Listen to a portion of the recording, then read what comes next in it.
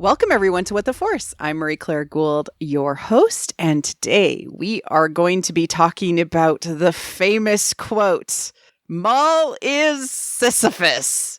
And to join me is world-renowned Maul expert, Katie. World-renowned? World-renowned? I love that. It's great to be here.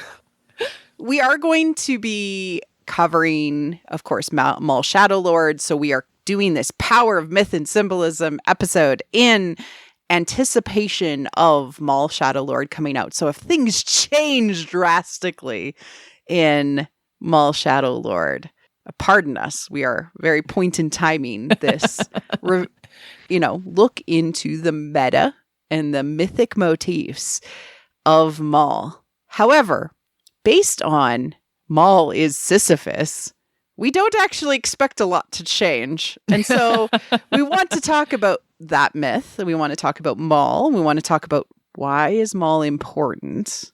And we want to talk about why comparing Maul to Sisyphus could have some deeper meaning. How are you feeling today, Katie? Ever since I brought this up. Well, goodness. Right now, I'm feeling really hopeful. I'm so ready to talk about this, about Maul as Sisyphus. This is a thing that's been a topic of conversation in Star Wars for a while. And it's really exciting. When you start thinking about these characters in these grander kind of mythic ways. Yeah. And I do want to say, like, this quote, and from multiple people, has been out there for a really long time. And why hasn't What the Force covered it to this point? Well, actually, I thought the context by which the quote was explained by the people using it was out to lunch. And we'll get into the quotes in a minute, but I thought it was an insane comparison. Not right, because the correct grammatical way to talk about Maul would be Maul is Sisyphean. Sisyphean, there it is. Yes. Right? Not Maul is Sisyphus. Right. Okay. All right. Like the Maul is in the similarity or in the metaphorical, Maul is something, is to say there is a parallel there beyond just he experiences Sisyphean-like experiences in his life. But to say Maul is Sisyphus, we have other experiences where in Star Wars, something is something else, or something is as to something else in Star Wars. Specifically, it uses, in the quotes, this is all archetypical. Right. And they say Maul is Sisyphus. And so I really want to talk about that, because to say it like that is different than to say Maul's life is Sisyphean. Oh, I love that. I love that so much. Now let's, I think I want to back up a little bit and kind of talk about how we got here. Yeah, Welcome in, everybody. Let's sit down and talk about... Welcome to Katie and MC's text message conversation. Our text message chain, where I need everybody to imagine me in my home, living my life, and like a bolt of lightning, I get a text message from Mary Claire, where Mary Claire says, before this Maul Shadow Lord new series starts up in about a month, before that comes out, do we want to do a Maul pre-show? Follow-up text message, about why Maul is important.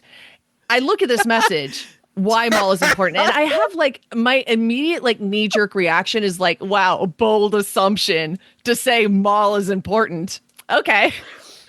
And so I hit you back. I'm like, that sounds great. I would love to do that. I really like this prompt. Why is Maul important? And so I shoot the question back at you. I go, why is Maul important? I would love to hear your answer. And then she leaves me on red.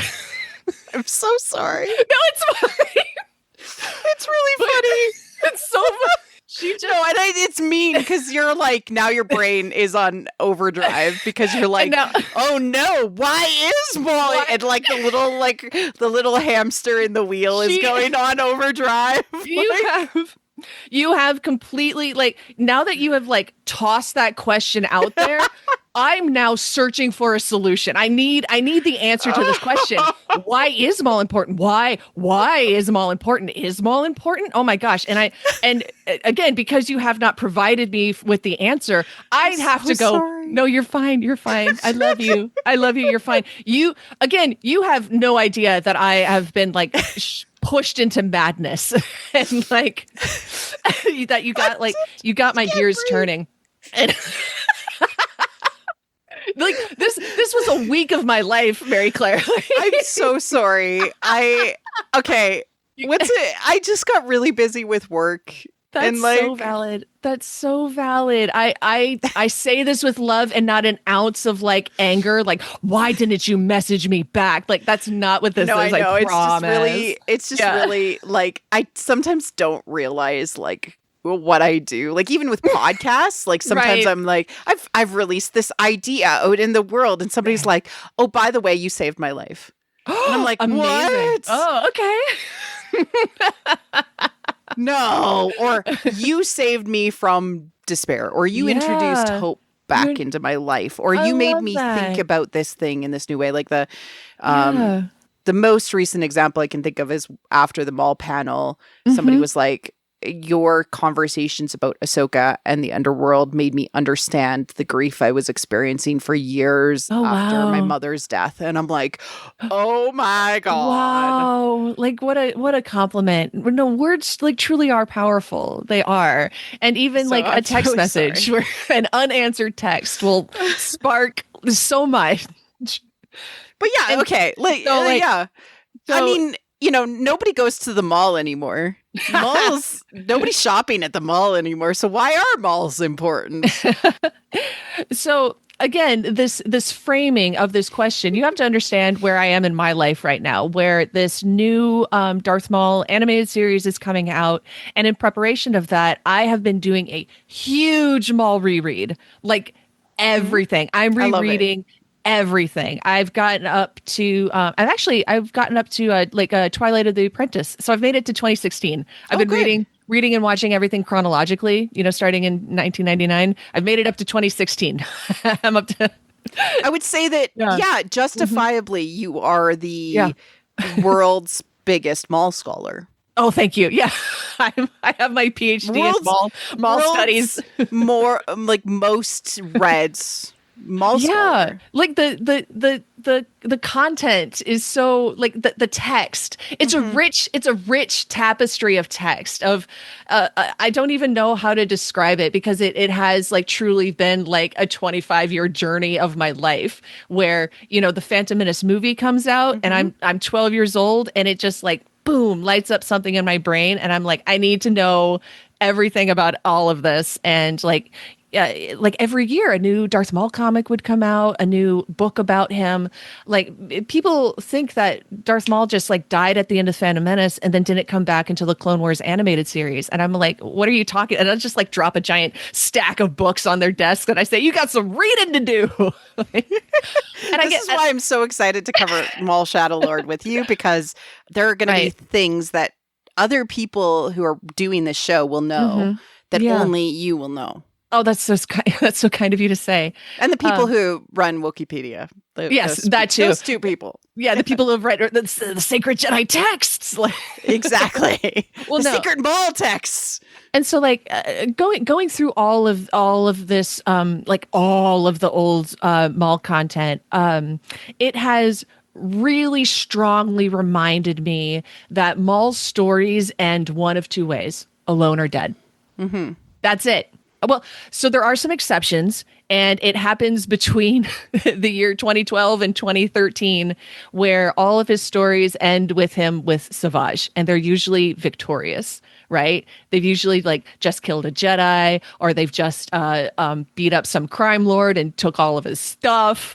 Like there's that really kind of glorious sliver right in the middle of the Maul canon where he's just living his high life with Savage, and all of those like all of those individual comics and stories and stuff just like end with the two of them are truly formidable together, which is so interesting how like strong they are as a pair. Well, and Twins. Yep. In Star Wars. Yeah. In Star Wars. Well, not just in Star Wars, but in symbolism and psychologically represent wholeness. Right. So probably the only time he felt whole. Yeah. I mean, and the way Palpatine defeats them is by separating them. Like quite, yeah. So not to go too far afield about Savage, to bring it back to Alone or Dead, except for those Savage stories, he's always alone or dead. And then even at the end of like the Savage Oppress arc, at the end of the Clone Wars, Savage ends up dead. And so then that's where Maul is again. He has lost his brother and now he's alone. And so with this in mind and all of this, like, really brought to the front of my mind where I'm like, oh, geez, all of these Maul stories end the same way. And then you asking me, why is Maul important? I started to feel really hopeless. And I started to feel like, oh, there is no point to this. Maybe there's no point to coming back to this story again and again when I know how it's going to end. Like, why am I so excited about Maul Shadow Lord when presumably he can't die in this series, right? Yeah. So I'm pretty sure I know how it's going to end. I'm pretty sure he's going to lose everything and end up alone, right? Yeah. Or even if he keeps his crime syndicate and becomes the crime boss that we see in Solo, His apprentice will leave. His apprentice will leave and he'll end up alone. And that makes me sad. So why I have thoughts. If you want to know my thoughts on where he's at from a change journey perspective, and from we're building to that. We're getting to that. I think so. Like, it won't be a sad change, right? And so this led again. This is a whole week of my life of me being like, oh no, maybe there is no meaning. Maybe it is all pointless. Maybe I've wasted the last 25 years of my life. You've experienced enlightenment through this question, right? Is through that this what question. you're telling me? Yeah, you're like, why is Maul important? And I'm like, oh no, he's not important at all. This is, and so like smash cut to me listening to the Hadestown soundtrack on repeat. It's a sad song, but we sing it anyway. I'm just like listening to that over and over, and then like just tumbling headfirst into absurdism. And here we are. And here we are. And so we do have a thesis for this episode after Katie's entire journey, where you've come back around. Yeah. Maul is like us. We experience a Sisyphean-like existence, which is fundamentally a psychological change journey ongoing. And so why Maul is important is why understanding those journeys are important. Fundamentally, he is an absurdist hero like Sisyphus, who is stuck in the underworld, and because of that, he ends up being villain-like. So this is my thesis. Would you like to add anything to that? I love it. That's a beautiful thesis. Yeah. But we are going to talk about how much Maul actually does parallel Sisyphus. That's true. In how he is. And we can say Maul is the Sisyphus of Star Wars. I think that's a fair statement to say. But let's first talk about where this statement came from, because it's so weird and it was out of left field for me that when it came around, I'm like, yeah. like, and how it was explained in context, I was like, no. Yeah. Well, I remember you and I started talking about like, oh yeah, Maul is Sisyphus. And this is something that Star Wars has been talking about for a long time. And I think I texted you, I was like, oh yeah, Sam Witwer can't go 5 minutes without talking. Yeah. If he's talking about Maul, he's probably talking about Sisyphus. And so I know he has brought it up like multiple times. And I was all like, surely I can find like at least maybe the one earliest or one of the earlier ones. Yeah. At least one concrete quote. It's probably around Rebels time. Right? Yeah, I think so. So I could go ahead and read the Sam Witwer quote if we're ready for that one. Yeah. Okay. So this is Sam speaking about the thing I always felt was a responsibility with Maul was Luke Skywalker, Han Solo, and Leia, they do learn from their mistakes. They do evolve. I don't know if we were conscious of this at first, but the whole thing with Maul is that he's a villain whose thing is that he does not learn from his mistakes. He makes the same mistake every time. He's just trying. Well, if I do it harder, more angry, if I could push my way through this. Like in Greek mythology, he's Sisyphus. He rolls a boulder up the hill, and then he stumbles at the last minute, and it rolls down the hill, and he rolls it back up again, and he does that for eternity. And we did that because what was our goal? Our goal ultimately in Clone Wars was how we can shade in the Luke story and make it even better. How can we make Luke's story even more? Well, let's create the opposite. Maul is the opposite. Yep. Yeah. So that was the point, I guess, in bringing back Maul to the Clone Wars, is to kind of shade in the larger Star Wars mythology and to show, what happens when you have a character that doesn't learn. And I remember Sam brought this up a lot when he was talking about twin sons. That was a era in my Star Wars fandom where I was just listening to podcasts and Sam guesting on podcasts like constantly. He was everywhere, and he kept talking about Maul dies because Obi-Wan has learned. You see that in Twin Sons, where Obi-Wan when Maul draws his lightsaber, Obi-Wan goes into the Ewan McGregor pose, and then he pauses and he goes into the Alec Guinness pose because he's learned. And we get to see that change actually happen in Kenobi. So there's been an incredibly consistent level of storytelling with that era of story. Yeah.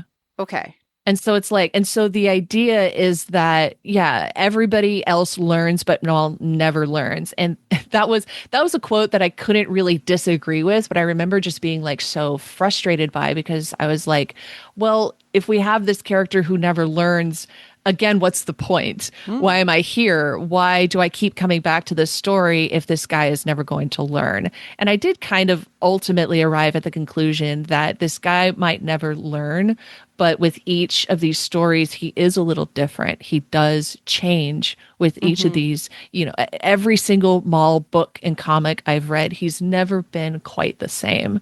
So maybe he doesn't learn, but that's not to say he doesn't change. Yeah. Or he changes and he's picking up these little puzzle pieces about himself, right? Yeah. But never truly transforms into a positive change arc that would be healthy for him. Right. So I'm going to talk a little bit about life archetypes, which are consolidated by Joseph Campbell, but then many other, especially Jungian thinkers, talk about and are collected in my favorite book on this, in Archetypical Character Arcs by K.M. Wayland. But she basically just takes Clarissa Pinkola Estes and Maureen Burdock and Joseph Campbell's thoughts on this and consolidates them all together into these arcs. And what we can see with characters in Star Wars is that they follow them really, really well because they're relying on Campbellian thought a lot. And then there's more femme lenses being added to the writing, into the producing, into the creation of it. So you're going to get more of the total human experience. So when we look at character arcs, they often follow our life archetypes. We have an early phase, we have a mid phase, and we have a late phase. When you have somebody who is sort of stuck in a negative change arc, or I'm not growing, I'm just experiencing negativeness instead of positive change, you'll have a character that instead of being a hero is a bully. A bully who wants to use power aggressively to exert on others. So the major arcs are maiden, hero, queen, king, crone, mage. And those follow the life archetypes. And then on each side of those, you have a negative that is aggressive and a negative that is passive. And aggressive means you're out there pushing the archetype to the extreme in an aggressive way. And passive means you're hiding from the change that would be involved. And so Maul experiences both negative sides of aggressive and passive, depending on where he is in his story. And for the most part, the hero arc is all about learning to love and learning the value of love. Oh, but he does it in a bullying way. And actually, that's to the detriment of his twin, Savage. Right. Yeah. Because Savage he's like, I'm in charge. And he's like, whoa. Right. And then that ends up tearing them apart. And so through age change, do negative archetypes go and advance to further negative archetypes? So he might go from an aggressive negative archetype of a bully at the hero phase to the queen phase, which is all about children and building family. But it would be the negative one, which is like either aggressive or passive, because he has aged into that. So he experiences the growth of change through just age and situation, instead of positive change, which would be that he has absorbed the lessons that he has learned. Right. Yeah. So you think that's where we'll see him in Shadow Lord, is like making this family almost. He wants to have a family. Yeah. Yeah. What's that? This apprentice. Yeah. And so you also end up picking up, like, when you don't grow through transformation, you don't consume the shadows, the negative feelings that you have experienced. You carry them with you like a boulder. Oh, there it is. So you asked me a question about Rebels and how he's all like two, there always are. And, you know, he wants to make Ezra his brother. Well, it's because he's never learned the lessons truthfully from the past, and he carries them with him. Gosh, I am actually quite excited about that with Shadow Lord, where I know Sam Witwer did an interview recently with the Star Wars Insider magazine, and he was talking all about how like they framed Maul Shadow Lord as like Maul is a character who finally has to confront himself. And I was like, oh, that's a good premise. That's a great premise. And they were talking about like Savage oppresses on his mind a lot, and he's finally realizing that he failed him.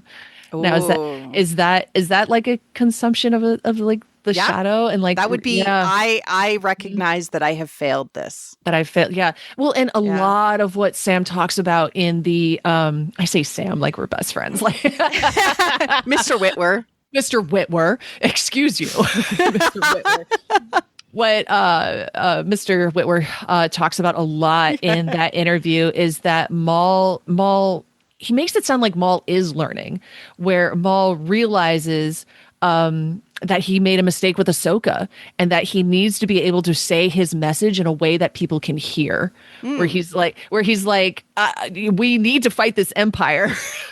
And he totally blew the pitch with Ahsoka. Like there was no reason he and Ahsoka shouldn't have been able to work together. Yeah. Except that he did not deliver this message in a way that Ahsoka was ready to hear. Yeah. And so a lot of Shadow Lord, according to Sam Witwer, is that Maul is learning to effectively communicate that message. And I'm real interested in that. I'm real interested in some introspection, maybe. That's great. Yeah. Okay, I just want to talk about what transformation looks like in these experiences. So transformation is the experience of alchemical union, or from a mythological perspective, it's picking up all of the pieces like Isis does with Osiris and putting the person back together. And so memories of things that you were afraid to face in the past, things that we would consider to be our baggage, facing those things, making sense of them, and then in the Bly terminology, eating your shadow, making it part of you, is getting that energy back. So him saying, I screwed up with Savage, him saying, I screwed up with Ahsoka, like, and owning that, instead of denying it. Denying it means it's still there. It's still in the boulder. The boulder is all of his shadows that he's carrying around with him. Yeah. Right? I love that. Yeah. So if he's eating it, it's part of him. If he's denying it, it's part of the shadow that he's pushing away. Okay. So what are the things that he's probably denying? The fact that he doesn't need to live in evil. Right? Yes. Right? So that's the big one. That's the big one. Like, he doesn't need to live this way, but he feels like there's no choice. So, oh my God. Yeah. You know, so there's a lot going on there, but we know that there's something interesting happening in Maul Shadowlord because he's actually going to confront some of these things. Yeah. Does he learn, or does he just grow? Does he just grow older? Oh gosh, there's the rub. Oh no, I love that. You reminded me of the 2017 Darth Maul comic. It's just called Darth Maul 2017, where Eldra Cadis says to him, you don't have to give yourself so fully to the darkness. And he was just like, you don't know anything. Yeah. He wasn't even dismissive. Like most of the time when that comes up for Maul, where somebody says like, you don't have to, he's like, you don't understand. I really kind of do. Where like he's never really given a choice in the matter. Like even when somebody's like, hey, your cage has no bars in it, he's like, yes, it does.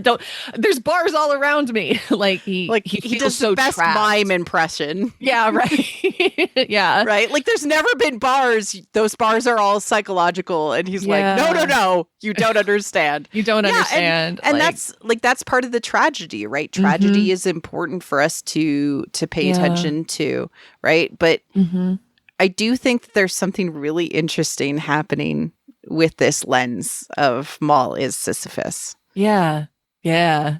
So not just from this idea that you yourself as the hero of your own story could be so caught up in your own past and denying your own past that you cannot actually experience a transformational change moment to get back to sort of remission. Like you can't come back out of the underworld because you've never actually gotten to the point of being able to collect those pieces of yourself back into yourself. And that's typically what is happening with Maul is he denies, he denies, he doesn't learn. When he learns, transformation is possible. Positive change is possible. And my hope is that through Maul Shadowlord, we will experience some positive change, and the sign of alchemical union and apotheosis, the experience that we have actually done it. We've actually done it is Conscientio, which is the divine child.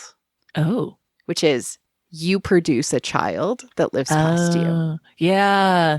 God, I need him to give Darth Talon her tattoos. I need that so badly. But if she lives past him, and has basically the product of him eating his shadows, all of his shame and all of his things he's been denying himself, if she lives past him and goes off and is her own badass person, that is the sense that he actually has experienced a positive change.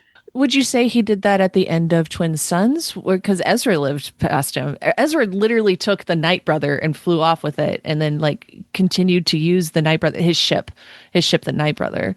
And that always like kind of meant something to me a little bit, that Ezra was flying his ship. I was like, yeah, like literally the Night Brother, like, that's good. That's the good stuff. I think it's hard. It's hard to tell when it's an end of life situation like that, right? Because we know Vader changed when he made the choice to see the parallel between him and his son, right? He was like, oh no, the good and the bad. I am my son. My son is me. And then he experienced an apotheosis and an alchemical union with that idea. It's basically Luke's hand. He had an apotheosis, an experience of this like alchemical union with Luke's hand, because he has a bad hand. He has the motorized hand, and so does Luke. And he's like, "Oh no, we're the same. We're the same." And oh no, we're the same is the experience. And then he changed, and his choice to kill Palpatine, and that moment that didn't stick, but it's fine. He himself was saved and transformed back to like leaving the underworld, or trying to leave the underworld, but he couldn't leave. He had to stay because he was a bad guy and died, and all of his suit failed, and the Death Star was exploding. It will be interesting to see how Maul Shadowlord plays out. So Yeah. That in and of itself. All right. There is a second statement. Oh, a second Sisyphus statement. Yeah, from Freddie Prinze Jr. Oh yeah. So this one is cover your children's ears. It's a little more combative, and it's a little more antagonistic, I would think, towards the Star Wars fandom almost. But it is fun.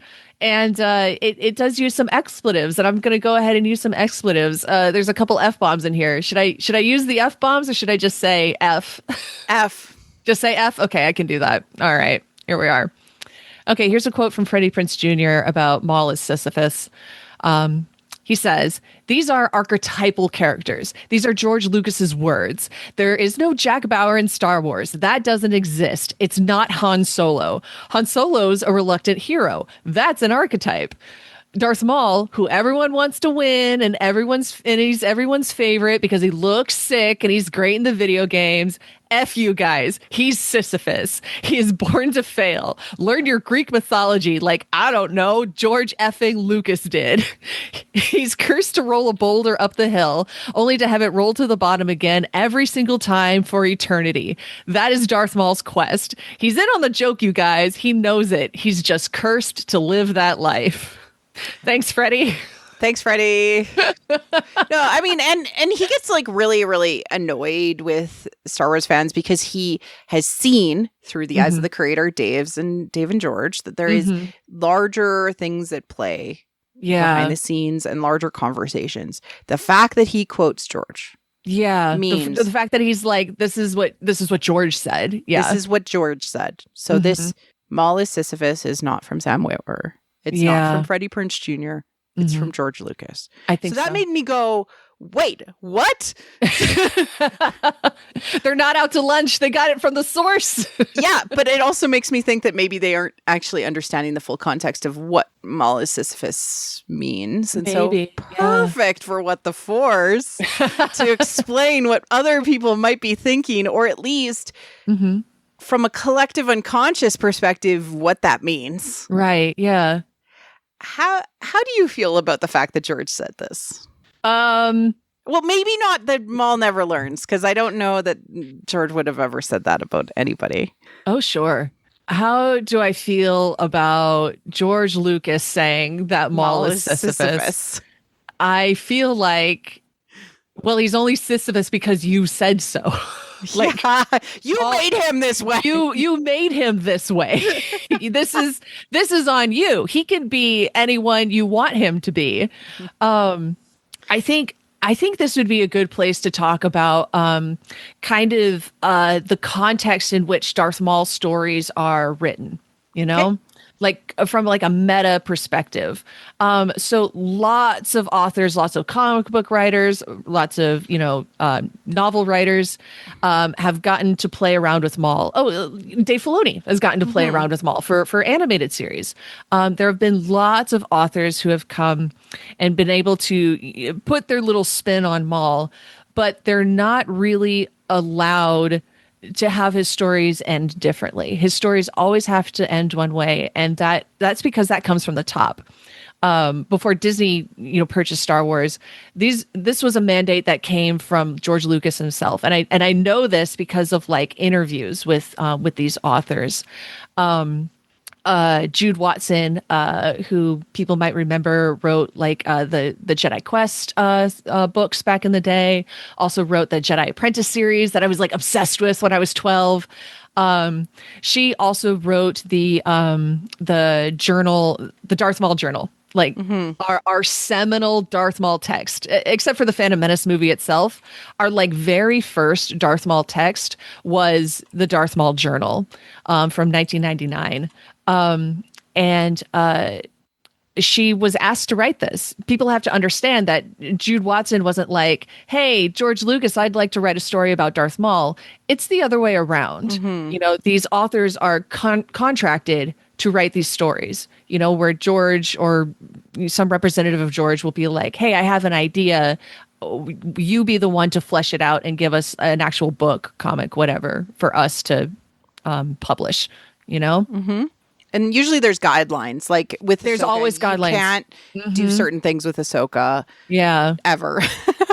Like there's certain things you can't do with Ahsoka. There's certain things you can't do with Maul. And so that was the thing. I actually dug up this old interview from June 2000 with Jude Watson, like talking about writing the Darth Maul journal, and where she specifically says like this came down from George, where there were things I couldn't do. She couldn't give him too much of a backstory because George himself wanted Maul to be mysterious. Let's see. Oh, I have this quote that I want to read where she talks about where her head was at when she's writing, again, our very first book, like from Maul's point of view, giving him a backstory. We know nothing about Maul before this point, right? Except for what we saw in The Phantom Menace, or maybe what we might have read in the Phantom Menace novelization, right? And even there, the details are slim.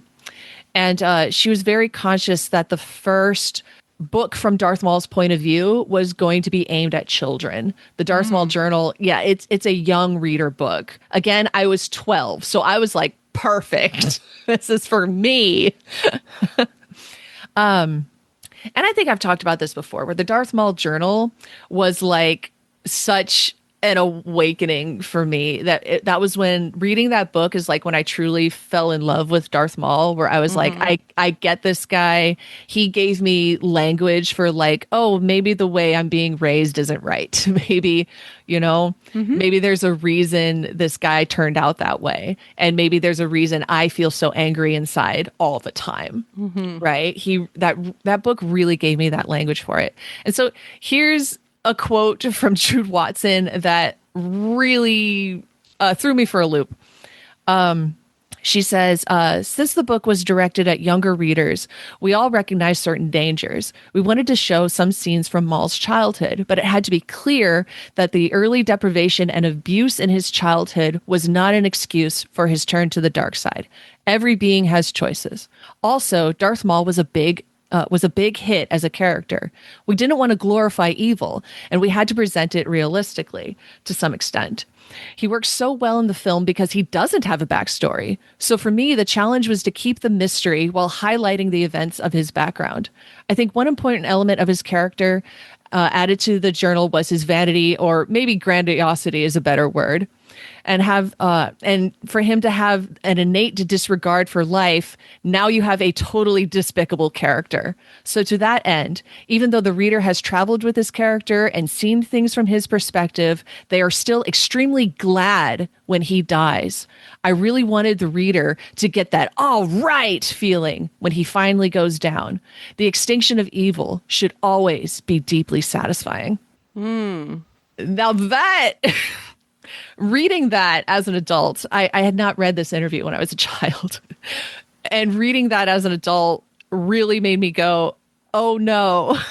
Doing Darth Maul it's interesting wrong. Because even these writers don't understand communication theory, that when you read people's POV, even if they are the most despicable character in existence, that you learn to identify with them because you're reading it in your own voice, in your own head. That was me. That was me as a kid. It's actually a problem because there's like the famous quote that all like hitmen and serial killers have Catcher in the Rye in their bedside table. Oh, right. Yeah.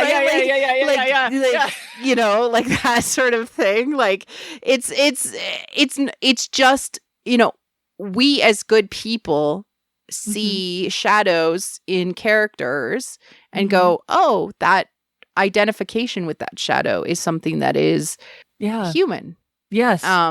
Like maybe I have that too. It doesn't necessarily mean that we're going to be bad people because we've read a bad book. Or a book that humanizes a bad person or a person that does bad things. Like it's an important thing to recognize. But that's really interesting. And honestly, like a lot of the psychology behind these things has changed over the last even 25 years. Yeah. I mean, Jude Watson was saying that back in 2000. And now like I want to read one more quote, which I think is so interesting. And it kind of like it kind of ties into everything that I'm saying, where like Darth Maul might not learn and his story might not change, but Darth Maul himself is always changing. Because what's so interesting, so we have the Darth Maul journal, right? And that comes out in the year 2000. 12 years later, George Lucas decides that Darth Maul is going to come to the Clone Wars. And that means that Maul actually needs a backstory now. And we do an entire reboot of his character where he becomes a Night Brother, and we introduce the Night Sisters, like all of this stuff. And so then the author, Ryder Wyndham, who had also been writing for Star Wars for quite some time at that point, he is then tasked with taking the Darth Maul journal, that same text, and he is tasked with rewriting it, like literally rewriting that same text as a young adult book with Maul's new backstory, right? Which is like, so it adds in stuff, or yeah. So like the Darth stuff Maul that still stay. Yeah, like the whole. So the Darth Maul journal is about 80 pages long. It's not a lot, and it doesn't ask a lot of you because again, it's made for like children. You know, the Wrath of Darth Maul is about 250 pages, and it's for a much higher like reading group, so more like middle grade. You know, and 12, 13, 14, somewhere in there. Yeah. Okay. Yeah. And so what I find really fascinating, you know, all of the stuff from the Darth Maul journal makes it into this book is called The Wrath of Darth Maul. And because we're like taking this exact same story and expanding it, Ryder Wyndham comes at this with a much different like perspective. And actually his stated goal is to make his 11-year-old daughter cry. Oh, yeah. And which is like fascinating to me because I was like, wait, I was 12 when I was reading the Journal of Darth Maul, where its goal was to make me go, yes, he's dead. Amazing. I'm so glad Kenobi killed Maul. And Ryder Wyndham writing that same text, this is what he says. He says, after I'd finished writing the opening chapters, I gave them to my daughter Violet, who was just shy of 11 years old at the time. Before that, Violet's only assessment of Darth Maul was to say, he looks freaky. I just sat back quietly and watched her face as she read. She started off looking very serious, and then a few pages into it, she grinned, and then her brow furrowed, and then she said, oh, and looked at me with a pained expression. That's when I knew I could make someone feel sorry for Darth Maul. A benchmark moment. yep. Yeah. So like that same text, like we start off like, oh, you shouldn't feel sorry for this guy at all. But then we retell that same story and we're like, I want to make an 11-year-old girl feel sorry for Darth Maul. Yeah. So that definitely the experience, and I was going to go into the errors of Maul, but I think that we can talk about the errors of Maul. Maul's error tour. I don't know what his headline song would be, but Duel of the Fates. Duel. Cora. No, you're right. Yeah, you're right. And then like there's also like whatever plays at the Twin Suns. Anyway, so like his eras, right? So like in the pre-Phantom Menace stage, right? So their Journal of Darth Maul, as well as the Phantom Menace, he is symbolic. He is not actually a character. He represents evil. Duel of the Fates, right? Yep. Yeah, he's not actually a character in the Phantom Menace because of what they were trying to do was make the devil as an active participant in the story. They specifically were like, let's make this guy really freaky, and they didn't go with the all teeth guy and like all the cool like art that has been created over the years of Maul in the lead up and come out. But he was symbolic. But for the Clone Wars, they were like, no, actually, he is a sympathetic, tragic hero. What? Yeah. What? He has a family, actually. Oh, no. Okay. Oh, maybe he's just a guy. Maybe. He's just like us. Yeah. Except everything has gone wrong for him. Yeah. Maybe he was kidnapped as a baby and raised by droids alone in a room. Maybe there's a reason he's not quite right. Yeah. And like, this is canon. This has not changed. His backstory actually was reinforced with Savage and with all of the other Clone Wars pieces that came out. So interesting. Yeah. Anything else to say in addition to the statements and sort of like the context of his eras that we experience? No, I think we got a really good look at like the context at which like Maul is made and like why he's been condemned to roll this boulder up the hill. At least from a meta perspective. From a meta perspective, somebody was like, "You get to roll a boulder up the hill. Lucky you! Congratulations, Sisyphus." Okay. Sisyphus is a really interesting character. A long time ago when I started to record with Ty and I met Ty and I started to talk about Greek mythology a lot. And one day she just messaged me. She's like, doing laundry again. Sisyphus is the myth of us. And you went, what does that mean? And she left you on red and then you spiraled. Like, no, I understood, right? Like, like us as humans, we ourselves are Sisyphean, right? Yeah. Every week or whenever the laundry basket is full, we have to go haul the laundry basket down the hall or down a couple of stairs or to the laundromat, wherever you do your laundry, or wash it in the river, and go and get your laundry clean because we need to clean. We need to, the big Sisyphean thing that is really, really like on my mind recently is coming up with meal ideas that my teenager will eat. Yes. Meal ideas, and then like prepping for that and like going shopping on time and going to the store and like, food is always consumed. And so the food is always gone at the end and you have to go get it again. Yeah. You have to go get the food again. And that's the problem with being full is that tomorrow you'll always be hungry.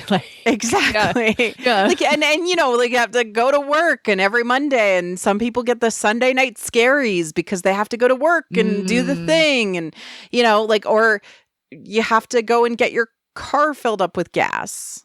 So it's like these chores, these ongoing Sisyphean experiences. Laundry and taxes. And going through the thing. And so, I as I like to do, I like to look at, a bunch of my classical mythology texts to get some context. But, Barry Powell, from university guy, just read up his stuff, and he talks about like the punishments of the underworld. So it's specifically in the context of Homer. Sisyphus too, I observed down there in his terrible torment, pushing his boulder before him, straining with every limb to shoulder it over the crest of the hill. But just as it tottered, mocking gravity pushed it back and back again into the plain. Once more he strained, once more he sweat poured down his limbs, and the clouds of dust arose from around his head as he struggled. That's Homer. And Barry Powell talks about how, much like Tantalus, who we've talked about a little bit in the episodes on the House of Atreus, Sisyphus experiences a very human-like problem in the underworld. Tantalus actually just never is never is full, no matter how much he eats, because he was constantly greedy and fed his son to the gods. And Sisyphus himself experiences a very humanistic problem, right? It's a metaphorical problem, rolling the boulder up the hill. Trying to defeat the empire, trying to defeat his master. Yeah. It's a task that can never be done. So the task of defeating the empire and defeating the emperor, that's a task that was completed before he as a character even existed. Do you know what I mean? Yes. So he was created like for a purpose he can never complete. Anakin takes care of both of these things, and so like he'll never get it done. Exactly. Never get it done. He can never accomplish his goal. He's like Luigi. He's not the main character. Right. But Barry Powell specifically says the tortures of the damned are really tortures of the living transposed into the other world. Oh, okay. Yeah. Laundry and taxes. Laundry and taxes. Yeah. Sisyphus labors endlessly without result. Oh, there he is. That's Maul labors endlessly without result. Oh God, that got me in the chest. It like I felt that one. Yep. Ooh. Okay, so let's talk about Sisyphus, not in relation to the boulder and the torture, because that's where he ends up for eternity, and this is where I'm like, what is the context of this? Like, I'm still thinking back to the quotes because George Lucas would know what Sisyphus is when he is alive. Exactly. And dead. People, like lots of people, they're like, oh, I know Sisyphus. He's the boulder guy. And it's just like, okay, but how did he get there? Do you remember why? And like lots of people don't know why. Yeah. Sisyphus fundamentally is a trickster and selfish human who is punished not for outsmarting the gods, which he does on multiple occasions, outsmarting the gods. Yeah. But interfering with God's intentions. Yep. Okay. So why is he in hell? Okay.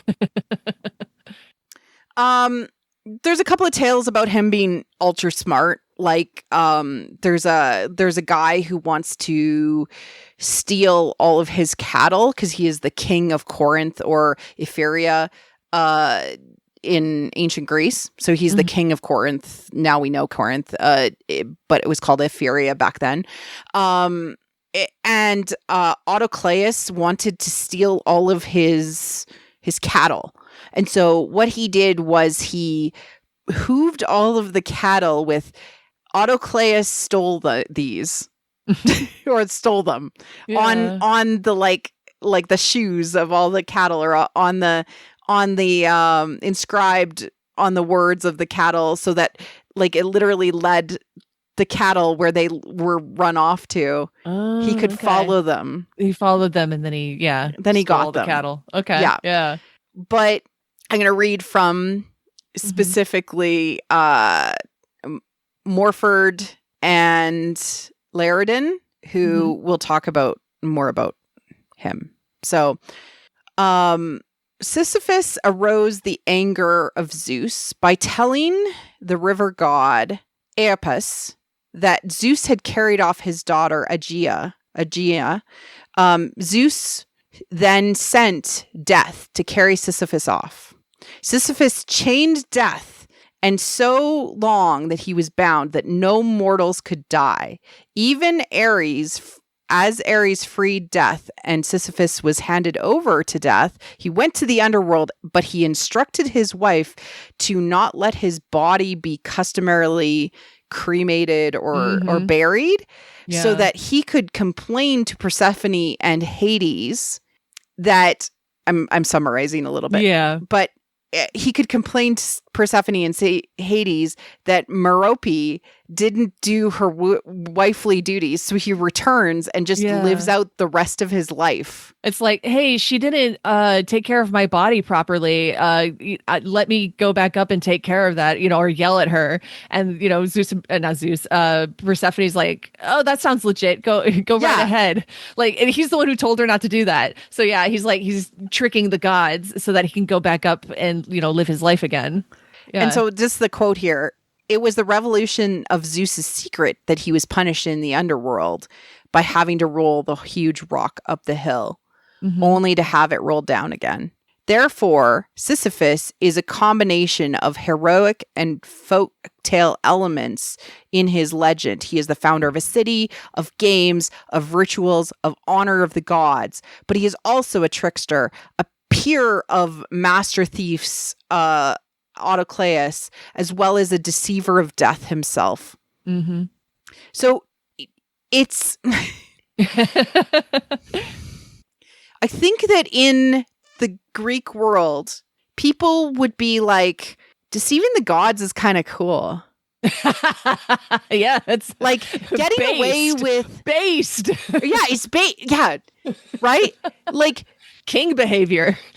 I was supposed to die, but I delayed my death by chaining Death up so much that war. War couldn't even kill people. Couldn't even kill people. He got pissed off. Ares got pissed off and had to come and rescue Thanatos and say, Thanatos, man, like, I need to kill people. My deaths aren't sticking. It's not satisfying. I keep on stabbing them and they're not dying. It's not working. It's not working. Come on. And so he had to go and rescue Death from this guy who's like mocking the gods. And that's not even why he was punished. He was punished for telling on Zeus. Yeah. So we have to think about this in this context of like, okay, so Maul is Sisyphus. Sisyphus is the myth of us, right? A little bit. So who are the gods in Star Wars, right? Who are the gods in Star Wars? Well, we know one god. We know Anakin is a god. Yeah. He's not this god. No. Who's Zeus? In the context of Maul's lens, who's Zeus? I love this. Well, it's Palpatine. It's Palpatine. Yeah. Yes. The way I jumped up when you were all like, "Hey, what if Zeus is Palpatine?" I was like, yes, because Palpatine has his own plans, and Zeus. I mean, Zeus has his own plans. He wants to go and like get with the women. And in the shape of eagles, or in the shape of swans, or in the shape coins, sometimes golden showers. Yeah. What? Anyway, Zeus is doing his own thing, and he has his own plans. Yeah.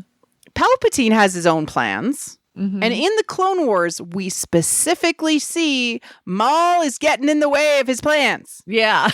You have become a rival. That's what he says. When he comes to challenge Maul, he's like, you've become a rival. And it's like, absolutely not. Yes. And so, like, Maul lives outside of Zeus's rules, right? Or Palpatine's rules, just like our good friend Sisyphus lived outside of the rules of the gods. Yeah. He didn't actually obey the rules of the gods. Right. So that is natural order, of course, death. That's the thing. Like, Palpatine seeks to control the entire galaxy. He's like going to be like literally emperor and control everything. And if you live outside of that, like, absolutely not. You're going to be punished, right? So we know constantly Inquisitors were sent to go and kill Maul. To go kill him. They were not sent by Vader. Vader didn't give a shit. Wild to me. Would not have guessed that.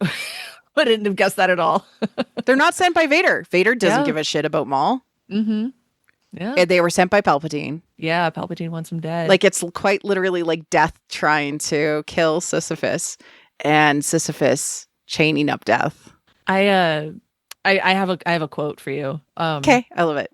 It's this is from Darth Maul's Shadow Conspiracy by Jason Fry, and this is a junior Jason Fry, love him. Right, he writes for Star Wars a lot. Yeah, he wrote this. It's a what do you call it? Like a junior novelization of the Clone Wars, the episodes Revival, Eminence, Shades of Reason, and the Lawless. So like that entire like Maul arc. Where he rises up in Mandalore and then eventually like gets cast down by Palpatine. And they have this quote where this is where like Palpatine walks into the throne room to pretty much tell Maul like the jig is up. This is done. I know you've had your fun, but we're done with this now, right? And so like this is like told from Maul's point of view when Palpatine walks in. Maul felt himself rise from the throne, mechanical legs clacking down the steps towards his old master. The motion was almost automatic, involuntary.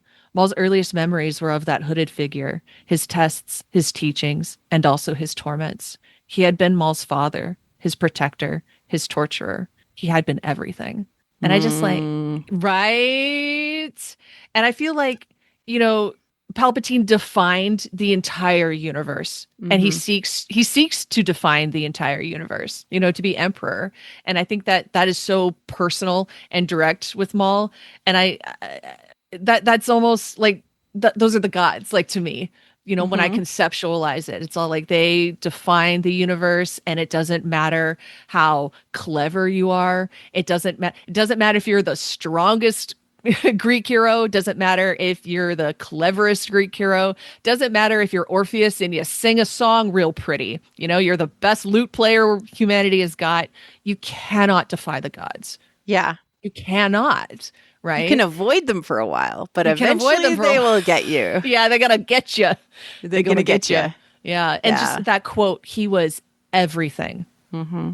Damn. Damn.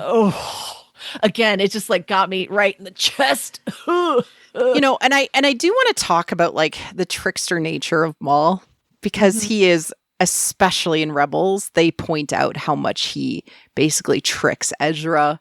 He tricks all of them multiple times. Mm-hmm. Like my favorite scene is like, when he's like, come, bring this holocron, bring them here. It'll be fine. And then he like goes and kills, he tries to kill all of them. He's literally like, your friends are fine. Execute the prisoners. Execute the prisoners. He literally tells Ezra, he's like, Ezra, don't worry about it. Your friends are safe. And then stage whispers to a bunch of droids, like, just execute them. Just kill them. I don't care. And we can also point to how he basically rebuilds Mandalorian society in his own image as, like, is Mandalore Corinth? Yeah. Question mark? Yeah. Right? He becomes the king of Corinth. Mm-hmm. Right?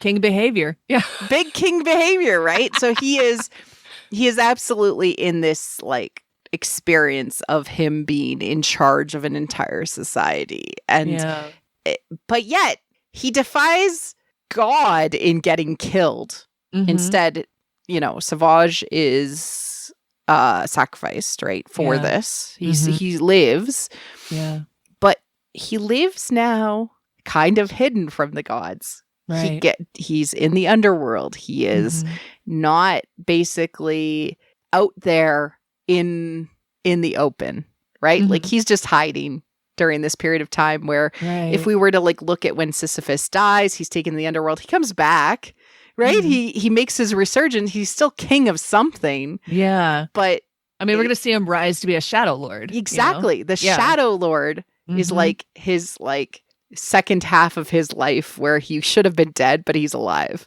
Right. Yeah. He has defied death and must be punished forevermore.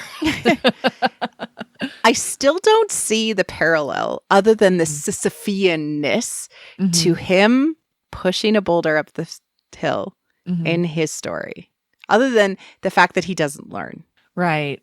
Well, I think when like Sam Witwer talks about it, it's like he the boulder at the top of the hill is like the toppling of the empire for Maul. That's the goal that he's working towards, is like, I have to get strong enough. I have to build up these forces, underneath me, right? Be that Mandalore crime syndicates, whatever it is, he has to amass enough power because again, he was raised Sith. And so he thinks about things in terms of power, to rise up and then strike at Palpatine and topple this empire, which is just never going to happen. And every time he builds up his power base, he will inevitably just be knocked back down. So I think that's where people are getting that's his story of like going through this task that we know will never be completed.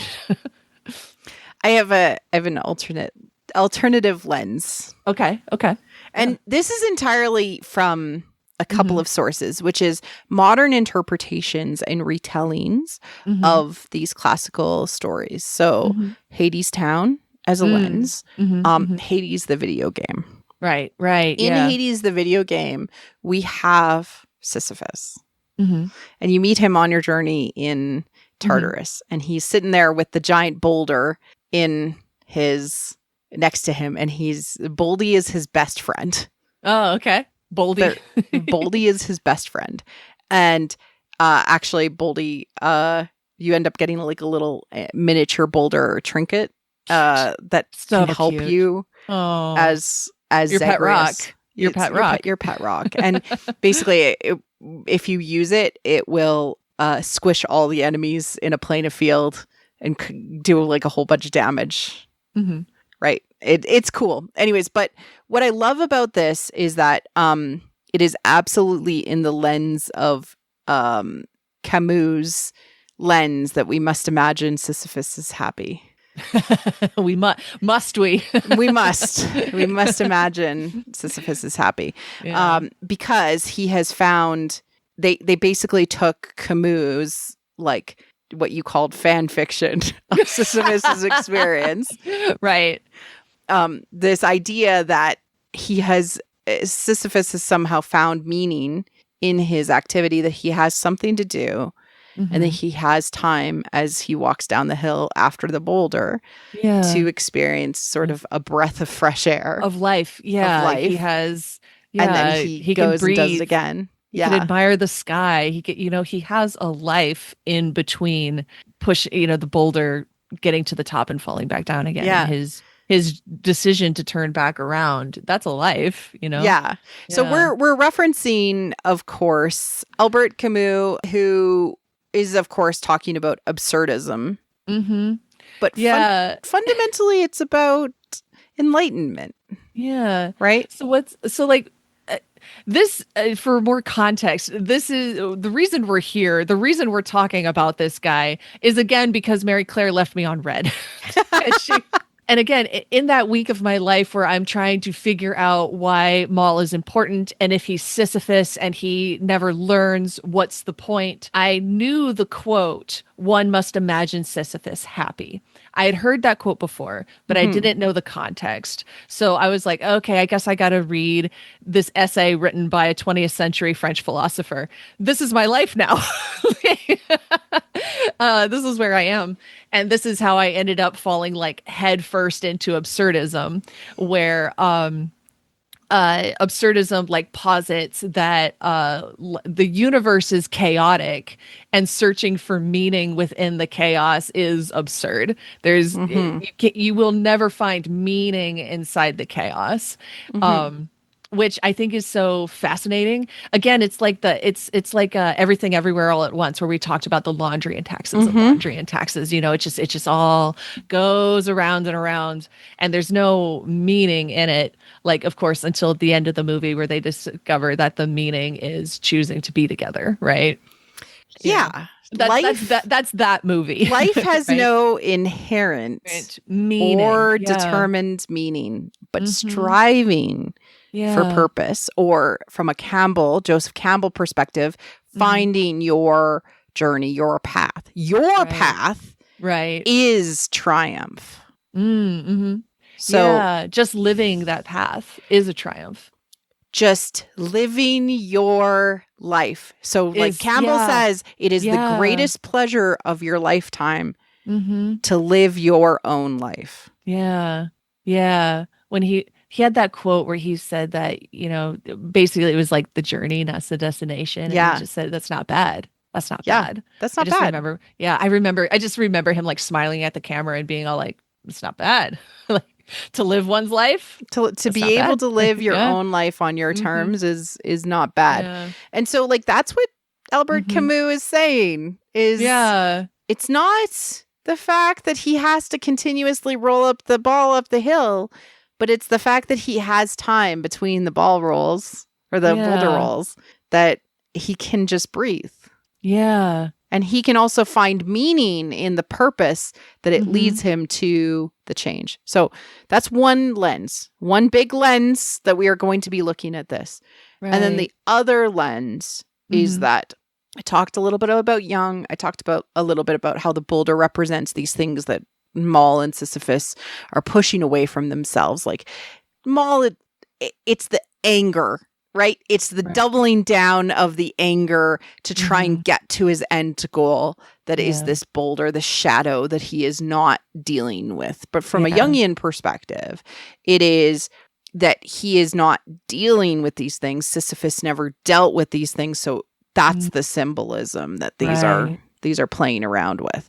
Yeah. But if he were to take a moment, never like processed that anger. Instead, he's like, I'm going to use it. I mean, he was raised Sith. These are the tools he has in his toolbox. It's like, you have anger, you use it. It's all like, oh, do I process it? Do I try to transform it? No, you use it. You use it. Yeah. So like he's kind of going about this, of course, in the wrong way.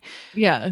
But to transform, so that's what we've been talking about in the context of life archetypes, right? To experience a positive change, to transform, you need to consume the shadow. You need to be one with the shadow and say it is not separate from me, not push it away, not pull it behind you, not avoid it. Right. So there is a psychological framework called the change journey psychology. It's done by Prochaska and De Clemente. I really, really love it. I took it actually, I really got into it deep when I was taking health psychology because I'm really fascinated by the concept of habit change. Right. With regards to exercise, with regards to eating well, with regards to all of these things. We are all Maul. Yeah. So I myself need to go to the gym. Okay. Right? I need to have muscle growth. I'm out of an age that I'm losing muscle mass if I don't actively choose to put that muscle mass on. Right. I find myself fighting against that transformative change that I need to do. But I try anyways, right? I will try anyways. I will go and walk my little path and try and get closer and closer and closer to going and doing it. Like I'll go 3 times in a week and then I'll go 2 times in the next week and then I will stop because something has gotten in the way. Right. Something that I failed. Yeah. Right. Yeah. What they want to say is in psychological change journeys, that's okay because it is actually a spiral. So you might go up the slide or up the walkway and then slide back down. But as long as you get back on the walkway, right, the hope of transformation and maintenance of success, of being able to do it, will exist. Relapse will always happen. Right. So we are Sisyphus. Relapse will always happen. We are also Maul. Yeah, we're always trying again. Yeah. And the fact that he is willing to endlessly try again is hopeful. Yeah. So it's like Hades, the video game, where Zagreus is always trying to climb up Hades to get to the end because there's a little piece of knowledge found along the way. There's a little piece of power. There's a little thing that he needs to take back with him to improve his life. It's like Hades Town. It's a sad song. It's a sad song. I'm gonna but read we it. sing it. We sing it again. And we sing it anyway. Because here's the thing: to know how it ends and to still begin to sing it again, as if it might turn out this time. I learned that from a friend of mine. Well, that was the thing. Orpheus, he could see the world for how it could be, and that's why we start again. Is because like even if we know how this is going to end, we still see how it could be. And so we try again. So there's a Martin Luther King quote, fail better next time. Fail better next time. Yeah. Yeah. I love that. I kind of want to talk a little bit, we talking about like these cycles, and I'm really interested in like the meta text of like narrative cycles. We have certain stories that, keep getting told and retold, not just Darth Maul, like obviously I've talked a lot about how like Darth Maul's story keeps getting told and retold, but like, we live in an age of reboots, right? Every IP is getting rebooted. Everything gets remade again. I am really fascinated when we get the occasional remake that like actively examines its own like narrative, its own cycle, and then chooses to break that cycle.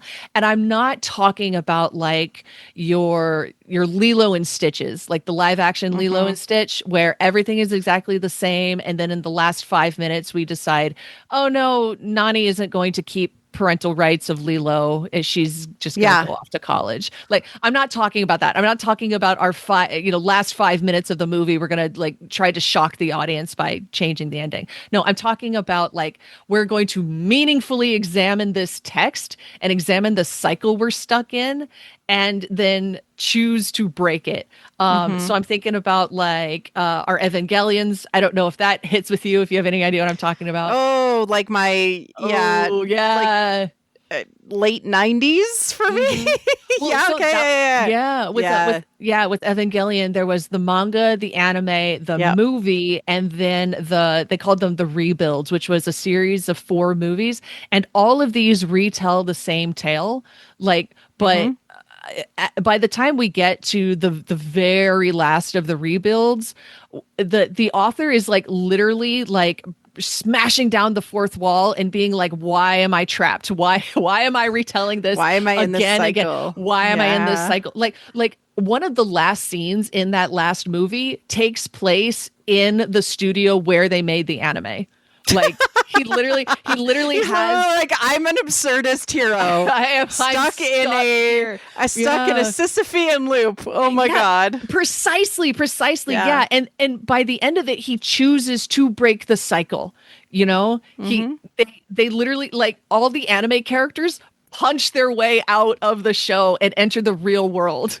And they're just like, we're done. We're done. Isn't there another Evangelion on the way? Maybe. Yeah. My favorite version of this is actually like Hanayuri Dango, the manga, has been made in like different cultures, and then they've taken sort of the lessons that they learned from each of the cultures, and the more recent one has been like really, really wonderful and examines like the patriarchy in a lot of ways, and like capitalism and power and domination and all of these really interesting things, but took all the symbolism from the other ones to talk about transformation. It's incredibly powerful because they took all of the lessons from the previous cycles because even though we say Maul doesn't learn, is that actually true? Exactly. Or is he just like maybe the slowest learner in the Star Wars land? Because that's the thing. We have, if we're going to keep retelling the story and different authors get their hands on it, it inevitably changes. Yeah. Right? Yeah. It will inevitably pick up new things. And especially Sam saying there's stuff to talk about. There's stuff for him to learn. Yeah, he said that in the new Star Wars Insider interview, where he expressly said, "Don't you dare bring back this character unless you have something to say." And I was like, "Oh, thank you, Sam. I love that. That's so good." I mean, I fully expect, like, not to make this non-evergreen or whatever, but I do expect there to be transformation in this story. I would love that. I'm sitting here like, please. Yeah. Yeah, but it's all good. I still think that Maul's story of like he still gets stuck because where do we end in the Twin Suns? Again, dead or alone? Dead or alone? No, dead or alone. But he does understand that there is hope always. Right. Because that was his express search in throughout Rebels. He's not in a lot of Rebels. He's in 4 episodes, I think. And so many people were like, "Oh, he's just looking for Kenobi." And I was like, no, he expressly says that he's looking for hope. And it's only at the very end that he finds it, which I think it's so interesting because we have a lot of Star Wars characters who talk about hope, right? You know, we have our Jyn Ersos, rebellions are built on hope, right? And Shmi Skywalker, "Oh, it's wonderful, Annie, you brought hope to those who had none." And at a certain point, I'm like, but what does that mean? What does that mean? They've brought us hope. You gave them hope. And I'm like, what? If you're handing me a box, what is inside that box? What does that mean to hold hope in your hands? It's a compass. Right? And it's like, well, and that's the thing. Maul keeps searching for it. If he's like Sisyphus and he's all like, I keep pushing this boulder up this hill, it's never going to get done. And he's like, I want hope so badly that I'm literally going to merge the Jedi holocron and the Sith holocron. I'm going to bring these two things together so that hopefully I can peer, well, not hopefully, you know what I mean? So that I can peer inside of it and then finally hold this It's just an alchemical union. That is an Yeah. alchemical union for him. He wanted to like he hold it in his hand. legitimately experienced Yeah. a moment of apotheosis Yeah. because he saw the universe Mhm. fully. Yeah. He glanced into the force. Yeah. So And it was he only did change, Mhm. but Well, and he didn't exist long enough. So he was stuck in the underworld either way, right? So Mhm. he hasn't returned to the land of the living, Right. Yeah. right? And So like I still don't think Maul is gone yeah. because of that. Well, and I think about how, if his goal, if getting the boulder to the top of the hill means the death of his master, the destruction of the Sith and of the Empire, if that's what he wants, that question that he asked to Obi-Wan, is he the chosen one? And then Obi-Wan says he is. Then Maul he's finally able to like see it. He's like, oh, so this thing will happen. This Mhm. thing will, if there's a chosen one, if there is a chosen Yeah. one, then that means the force will be balanced whether Palpatine likes it or not. Yeah. The chosen one's coming for you. And then Maul, like, even though he doesn't have that like concrete answer, like he'll never actually see his master die, he's like, he actually has hope for Yeah. the first time, I think, in his life, where he's just like, oh, there is a chosen one. Yeah. Somebody's got this. Somebody, we're all good. And then he's able to just let himself go. Let himself go. Yeah. Like somebody's taking the torch of this. Yeah. Yeah. Like, And I don't know that Obi-Wan is right. I think that like Anakin has always been the chosen one. So he was mistaken. But what but the hope of it. Yeah. Luke represents the hope for Anakin. That is what Right. is important. Yeah. So that's always been like how consistently applied in the comics and everything like that. Yeah. Yeah. I still think that Maul could be alive, Sisyphean like in the underworld. I really hope so. I need more. Alive is relative. He Yeah. could still exist in the Force. Mm-hmm. Yeah. Well, now that we've gotten to just the subject of hope, I really want to bring this home, like for myself, and kind of like the revelation. It's been therapy for you. Yeah, it's been therapy for me. Where it's like, if we come back to this question of like, why am I so excited for Shadow Lord if I know how it's going to end, right? Yeah. Like I know. And so like, what's the point? Why do I keep coming back to this hopeless story?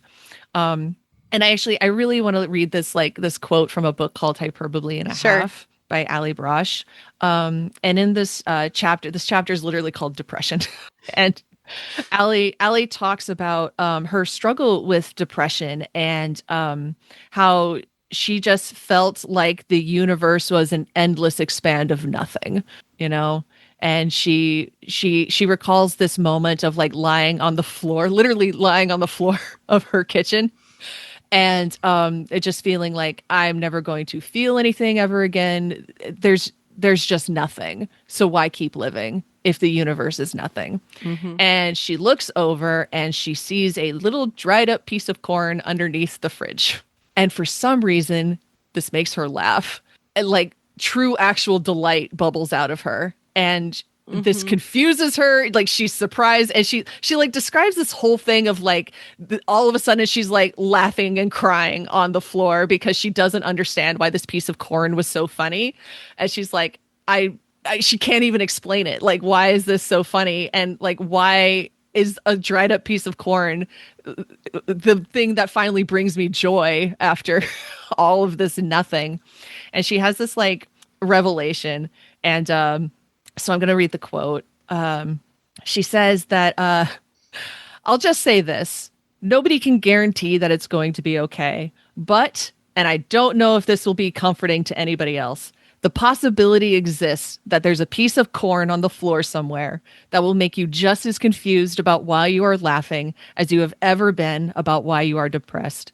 And even if something feels like hopeless bullshit, maybe it's just pointless bullshit or weird bullshit or possibly not even bullshit.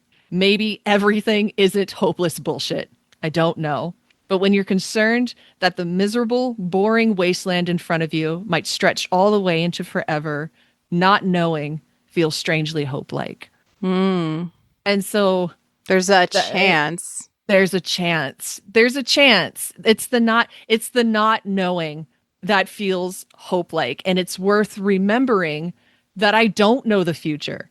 I don't know the future. No. Things change. Things change. Maul changes. Maybe he never learns, but he always changes. In the year 2000, Jude Watson wrote a story about a character that nobody would mourn. And 12 years later, Ryder Wyndham wrote that same character with the goal of making his 11-year-old daughter cry. Yes. Right? So and now we have Sam and the creators at Lucasfilm wanting to tell a story that is different. So sounds like change. Maybe Maul makes it this time. Maybe this time. Or, like I said, maybe he actually experiences a transformation that is the transformation of his lifetime. Well, and the only way for me to know that is to start again. Yeah.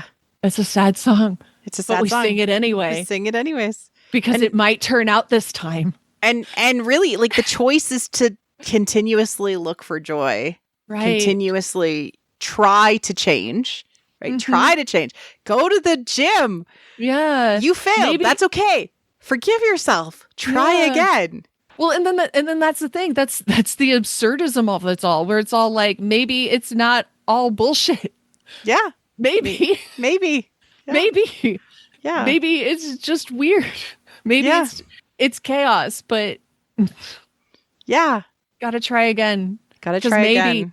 Because you don't know the future. You don't know, and not knowing feels hope-like. And I love that Maul keeps on trying, even though he has always been beaten down. Exactly, yeah. I think that is wildly cool. That's so cool. From a change journey perspective. Yeah. Because, I talk about this thing a lot because I do mentorship and I do coaching as like a thing I like to do for other people, because sometimes you just need somebody else to like be your lens, and I like to imagine, I used to have a lot of problems with fear of failure specifically. So I wouldn't try. Yeah. That's my problem. I would fear I would fail before I would even try. Mm-hmm. And so I came up with this idea of like, but what if I succeed? Right. What does success look like? Well, that doesn't even matter. What does the person who succeeds look like? What does the awesome version of me look like? Oh, yeah. Who does the thing? So I said, what does awesome Marie Claire look like? And then I would just do the thing that the best version of me would do. Oh, I love that. And I love that. Sort of short circuits the what if I fail question. Yeah. Maul never asks himself, what if I can't succeed? What if I don't succeed? He's just goes like straight to, I am now making this happen. I'm going to make this happen. I'm going to make this happen. Yeah. Right? Maybe not in the best way. That's a different problem. But I ask myself, what would the person that I want to be do? Yeah. And I just go and do that. And that gets me on that change journey, because more and more I see myself as the person that is the awesome version of myself, instead of the person who had fear. Right. Yeah. And so we ourselves as humans have the ability to change. Mm-hmm. We are not stuck. But the trick is to continue to try. Yeah.